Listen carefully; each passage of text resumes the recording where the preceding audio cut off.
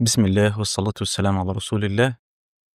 لو أول مرة تشوفني مساش تعمل لايك واشتراك في القناة. مبدئيا هنتكلم عن المدرب روي فيتوريا المرشح لتولي تدريب النادي الأهلي. طبعا روي فيتوريا درب العديد من الأندية زي نادي فيتوريا ونادي بنفيكا البرتغالي ونادي سبارتاك موسكو الروسي ونادي النصر السعودي والمنتخب الوطني منتخب مصر. طبعا بعد منتخب مصر درب فريق يوناني اسمه باناثينا.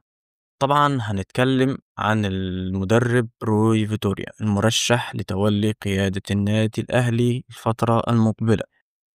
هنتكلم عن أسلوب اللعب وعن المباريات اللي لعبها مع الأندية بالنسبة لمباريات الفوز والهزيمة والتعادل، وهل المدرب روي فيتوريا هيصلح لتولي قيادة النادي الأهلي، أيوة أو لأ. كل الكلام ده هنقوله في الفيديو. عن أسلوب لعب المدرب روي فيتوريا، بيعتمد على تشكيلة 4-2-3-1 وبيلعب دفاع منظم زائد هجوم سريع، وبيعتمد على الأجنحة وبيعتمد على التحولات المرتدة والضغط المتوسط من منتصف الملعب. هنتكلم عن عدد المباريات اللي لعبها مع الأندية.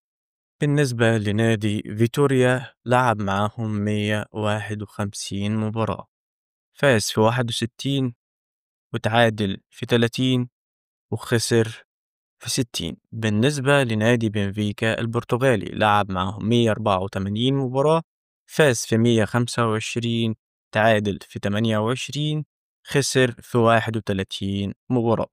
بالنسبة للنادي النصر السعودي لعب معهم 86 مباراة، فاز في 53 وتعادل في 15 وخسر في 18 مباراة. بالنسبة لنادي سبارتاك موسكو الروسي لعب معاهم 26 مباراة، فاز في 9 تعادل في 6 خسر في 11. بالنسبة لمنتخب مصر المنتخب الوطني لعب معانا 12 مباراة، فاز في 10 تعادل في مباراة وخسر في مباراة. بالنسبة للنادي اليوناني بانثينا، تعاقدوا مع المدرب روي فيتوريا في أكتوبر 2024. تمت إقالته 15 سبتمبر 2025 بسبب البداية السيئة اللي قدمها في الدوري اليوناني. نبذة بسيطة عن المدرب روي فيتوريا. من وجهة نظري إنه مدرب على